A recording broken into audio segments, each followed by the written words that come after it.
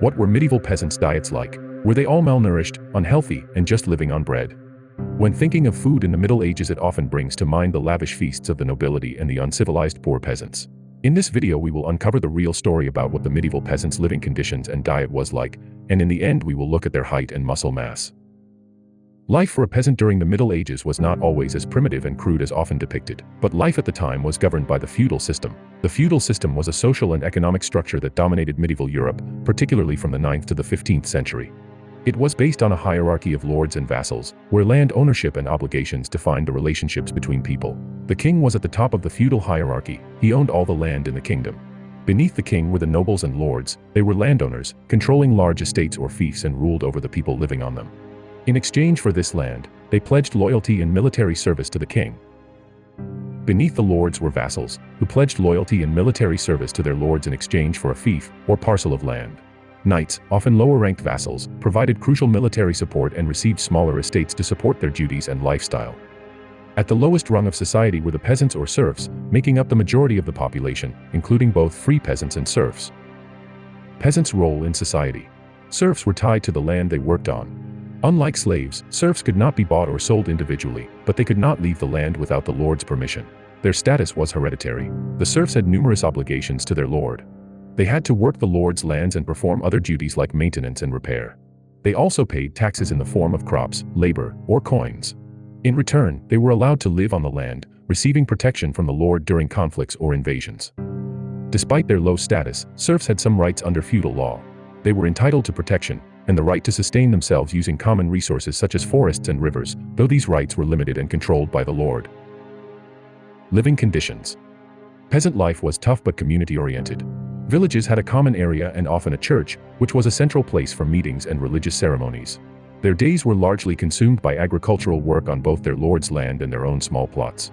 This work followed the agricultural cycle, with plowing, sowing, and harvesting dominating their yearly activities. Aside from farming, serfs might also engage in other labor, like blacksmithing, pottery making or carpentry, depending on the skills they possessed or the needs of the manor. Their homes were simple, typically constructed from wattle and daub with thatched roofs, often consisting of just a single room shared with family and occasionally livestock. Serfs typically owed 1/10 of their earnings to the church in the form of tithes and were expected to participate in religious observances and festivals. The church upheld and reinforced the social order, teaching that the feudal hierarchy was divinely sanctioned. Forests in medieval Europe were often owned by nobility and were subject to strict laws that preserved hunting rights for the elite. These forest laws banned peasants from hunting game within these areas. For peasants, the forest was a source of wood and other resources under certain conditions, but hunting large game was generally prohibited. This ensured that deer, boar, and other game remained plentiful for the recreational hunts of the nobility. Peasant families typically kept various animals, which were crucial to their subsistence. Chickens provided eggs, while pigs and cows offered meat and milk. These animals were integral to the peasant economy, providing food and labor, in the case of oxen and horses. Wages. It is challenging to estimate wages from the medieval period as it spans a long duration and economic conditions varied significantly over time and region, and people were not always paid in cash but in goods. The most common monetary system in the Middle Ages was the system of pounds, shillings, and pence, which was known by various names in different languages. A laborer could expect to earn 2 pence per day. Reaping would pay 2 pence, while haymaking would pay 1 pence per day. Barrel makers or coopers would make 3 pence a day. Carpenters had a wage limit of 4 pence a day and masons 5 pence. In comparison, a knight received 48 pence a day, and at the lower end a baron's income was typically 300 times greater than that of a common laborer. In the 14th century, 1 to 1.5 pence bought you a gallon of ale. In the 12th century you could buy 2 pounds of cheese for 1 pence. And in the 14th century you could buy 2 dozen eggs for 1 pence. Overall, the life of a serf was one of subsistence, bound by the obligations of feudal loyalty and church tithes, yet also marked by a strong sense of community and faith. Staple foods. The cornerstone of the peasant diet was bread made from the flour of various grains. Depending on the region and what was available, this could be rye, barley, oats, or wheat. Wheat was the preferred grain because it makes lighter, more palatable bread, but it was more expensive and less common. Without personal ovens, most people relied on communal ovens to bake their bread, which was predominantly coarse and made from whole grains since producing white flour was more labor-intensive and wasteful. Another cornerstone of the medieval peasant's diet was pottage. This dish was made by boiling grains until soft and mushy. Sometimes it also included herbs, spices, vegetables, legumes, and occasionally meat or fish to improve both taste and nutritional value. Vegetables such as cabbages, chard, onions, garlic, and carrots were also staples, eaten as side dishes if not added to pottage. Pigs were a favored choice among livestock as they could forage for their own food and would eat leftovers humans don't eat. Chickens were another favorite as they also could forage for their own food and required minimal maintenance, providing a valuable source of protein through their meat and eggs. Their small size also made them easier to sustain through winters. Milk, cheese, and butter were common in areas where cattle were kept. Fish played a crucial role in the diet, particularly due to Christian restrictions on eating meat on certain days and during Lent. Fishing rights were subject to the Lord's permission, though peasants living by the sea could fish freely. Fish such as mackerel, eels, cod, and preserved forms like salted fish and pickled herring were staples, with roasted eel regarded as a delicacy. Beans and peas rich in protein were staples in the peasant diet. Easily stored in their dried form, they were used throughout the year, providing an essential source of nutrients, particularly during the winter months. Supplemental foods. The diet was supplemented by a variety of other sources when available. Fruits were commonly consumed raw or cooked, often featured in desserts or used to make beverages such as wine and cider. Wild mushrooms and berries like raspberries, strawberries, and blueberries were foraged, and nuts such as hazelnuts, walnuts, and chestnuts were collected. Depending on the season and region, peasants collected foraged greens like nettles, dandelions, and other wild plants, incorporating them into their meals for added nutrition. Honey was the predominant sweetener, with beekeeping an important practice for producing honey and beeswax for candles. In regions like Scandinavia, England, and parts of Eastern Europe, honey was also used to brew mead for special occasions. Some peasants kept geese even though they were more expensive to buy than chickens. They were valued not only for their meat but also for their fat, down for pillows, and feathers for arrows. In coastal areas, seafood like lobster, crab, crayfish, clams, oysters, mussels, squid, eel, and even seals were part of the diet. They also ate more exotic meats like beaver, considered fish due to its fish-like tail, and a variety of birds and their eggs, including swans, sparrows, herons, and cranes, were sometimes consumed.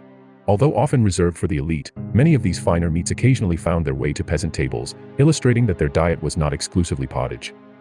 Even though not everyone had the means to be able to maintain livestock, excavations and other clues show that meat was able to be bought for reasonable prices, supplementing what they could not grow or raise themselves with items purchased or bartered from street vendors, markets, or wandering fishmongers. In towns, prepared meals could be bought from cooks like pie makers and roasters. While the medieval diet was primarily based on what could be grown, raised, or foraged locally, it was supplemented by a range of other foods, demonstrating a diet that was more varied than often assumed. But as their diets were largely limited to what was available locally and seasonally, it often became much simpler during the winter months without much variety. Seasonal variations.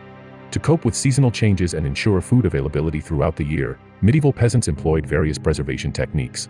They smoked, dried, pickled in vinegar, candied, or packed food in gelatin or fat. During winter, meat could also be preserved by freezing.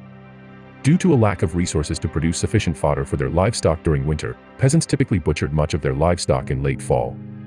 Only a few animals were spared, kept mainly for breeding purposes. This strategy was crucial for managing food resources and ensuring survival through the harsher months. In addition to meat preservation, medieval peasants dried various fruits such as pears, apples, peaches, cherries, and prunes, which helped sustain them during the long, fruitless winters. Herbs were a year-round staple in peasant diets, thanks to drying techniques. Common herbs like parsley, sage, and rosemary were grown in kitchen gardens and used extensively to season and improve the palatability of dishes, as foods preserved by salting or drying often lost much of their taste when rehydrated and cooked, so herbs and spices were essential for enhancing flavor. Beverages. In the Middle Ages, ale and beer were the beverages of choice due largely to the challenges of securing clean drinking water. The brewing process involved boiling, which helped eliminate harmful bacteria, making these drinks safer than water. These beverages were typically less alcoholic than modern versions but were crucial for providing both hydration and calories. Historical records indicate that there were regulations specifying the daily rations of beer for certain types of workers, underscoring its importance in daily life and labor. In regions favorable to growing grapes such as France, Spain, and Italy, wine was common. While milk from cows, sheep, and goats was consumed, it posed challenges as it spoiled quickly without refrigeration and carried risks of transmitting diseases like tuberculosis. To mitigate these risks and extend the shelf life of dairy, milk was often processed into butter and cheese. These dairy products were safer, more durable, and formed an essential part of the medieval diet. Access to clean water varied greatly.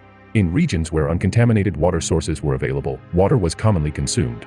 But maintaining the purity of these sources was challenging. Medieval communities had regulations aimed at protecting water quality, but the technology of the time limited them to relatively shallow wells. These wells were easily contaminated, especially in densely populated areas where they might be situated too close to cesspits. Eating habits and religious practices. Christianity exerted a significant influence on dietary habits during the Middle Ages, dictating not only what people could eat but also when they could eat it. Adherence to the Church's dietary rules was viewed as a way to ensure one's place in heaven, reflecting the deep relationship between daily life and religious beliefs. One of the most prominent and rigorous of these periods was Lent, the 40 days leading up to Easter. During Lent, Christians were expected to practice fasting and abstain from certain luxuries as a form of penitence. The Church mandated that during Lent, as well as on other specific days such as Mondays, Wednesdays, Fridays, and Saturdays, the consumption of meat from four-legged animals and fowl was prohibited. This restriction also extended to products derived from these animals, such as eggs, cheese, and milk. Dietary comparison. The medieval peasant diet, though limited in variety compared to modern diets, was robust in some ways and healthier in terms of being largely composed of whole foods and lower intake of sugar and processed food. But the medieval diet would likely have lacked some of the diversity and nutritional balance provided by modern diets. Height.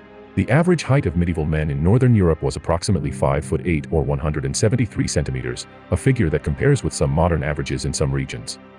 This suggests that during periods of relative prosperity and stability, average heights were not that much shorter than today's heights in certain regions. Some individuals within the medieval populations achieved heights comparable to the taller segments of modern populations and were on average taller than people living in the 16th and 1700s. During specific times, particularly during the medieval warm period, when agricultural conditions were favorable, there was a noticeable increase in average heights. This period had a warmer climate and better crop yields, supporting healthier and taller populations. But there were significant regional differences. For example, in regions like Scandinavia, average heights were generally at the upper end of the medieval range, living in less crowded environments, which helped reduce the spread of diseases and allowed better nutrition. On the other hand, in southern Europe with higher population densities, the average heights were often at the lower end of the spectrum. While there were individuals who reached modern-day heights, the overall conditions of the time often led to shorter average heights compared to today. Muscle mass. The muscle mass of medieval peasants can primarily be understood from the archaeological examination of skeletal remains. These remains provide insights into the muscular attachments and the overall robustness of bones that correlate with muscle development. Studies analyzing medieval skeletal remains often point to significant development in muscle attachment sites. This is particularly evident in the bones of the lower body, such as femurs and tibias, which show markers of strong muscular attachment suggesting regular, strenuous physical activity. The robustness of leg bones in peasant populations indicates a lifestyle requiring extensive labor, which in turn would support greater muscle mass, particularly in the lower body. Upper body strength, while not as consistently documented as lower body strength, also shows considerable development in individuals who perform specific manual tasks. For instance, the humerus bones of medieval peasants often exhibit pronounced muscular markings, characteristic of demanding work, typical in agricultural tasks such as plowing, lifting, and carrying heavy loads. In comparison to modern standards, where physical activity levels are generally lower, medieval peasants would likely have had higher base levels of muscle mass than the average sedentary human today, particularly in muscle groups engaged in their daily tasks. Medieval diets were often calorie sufficient, but they were typically low in protein by modern standards, which could limit muscle growth and recovery. The typical peasant diet provided the necessary energy for daily tasks, but was not optimized for muscular development as understood today. Thank you for tuning into this episode. I hope you liked it. If you like our content, please subscribe, leave a comment and share your thoughts on topics you are interested in for future videos. Thanks for watching.